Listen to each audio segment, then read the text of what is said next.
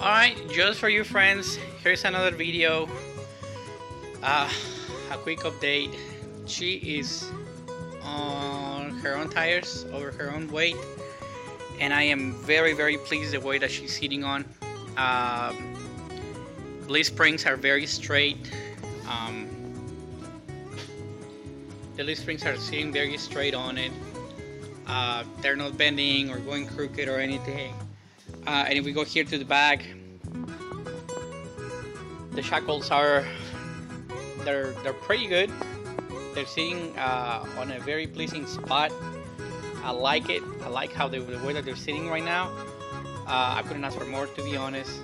They're perfect. I mean, look at the leaf springs and everything. They're sitting really well. They're not going crooked or sideways or anything.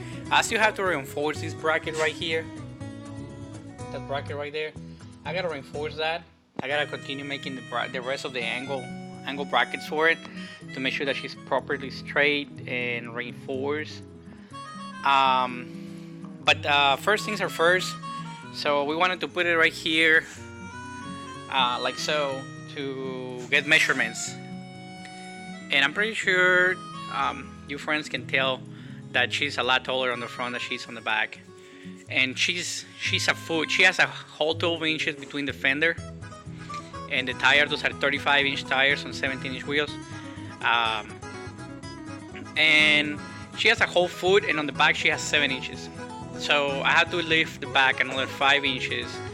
But I'm trying to see if I can find lift springs, because I don't really want to put 5 inches of lifting blocks. Because she already has a 2-inch, so I have to remove that one. In all reality, I will need a 7-inch block, and that's just not an option for me. That's way too much. That's too much of a block. That's risky for me. I just don't want to do it that way.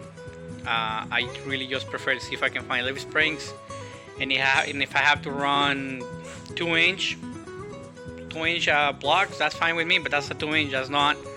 That's no longer a 7-inch. Plus, I want her to flex properly.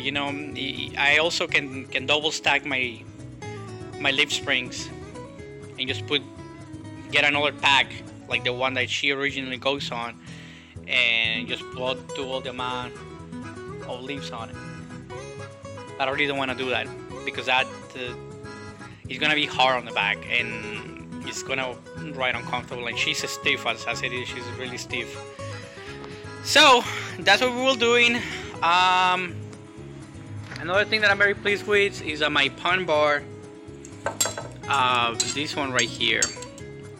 She is very nice position.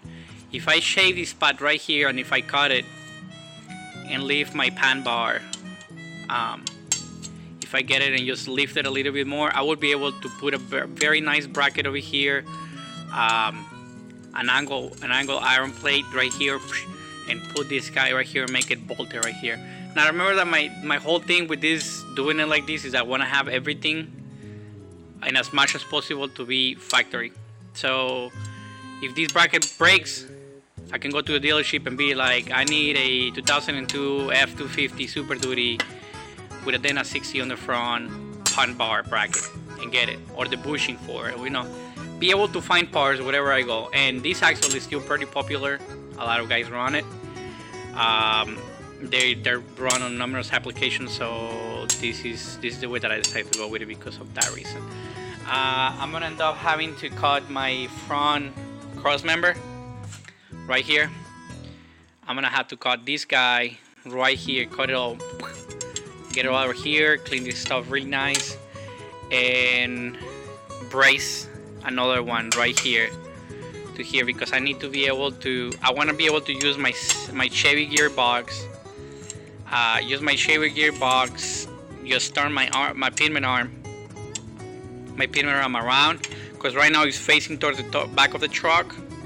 I need it to face towards the front of the truck, so I can have the proper drop on it, because that drag link, is that drag link is pretty much, this is pretty much on this side of the vehicle, and on Chevy runs it on the other side. So that's probably gonna be, that's a big difference.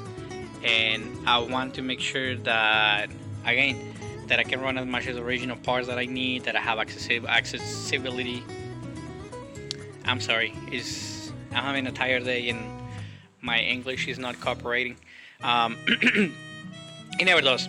But anyway, so yeah, that's what I want to do. Those are my plans. I have this nice 4x4 over here that I will be cutting and bracing it on the front. Make sure that my front end doesn't lose any strength. All these links and rotors and calipers and all that stuff, they're all gonna be replaced. I'm gonna be able to swap under warranty my old parts and then just put new parts on it, and that's gonna save me a ton of money. I have a friend in the auto parts and she helps me a lot, and I'm very thankful for that. I'm very blessed. What else? Well, once we finish setting up the height on the back, and she's actually sitting on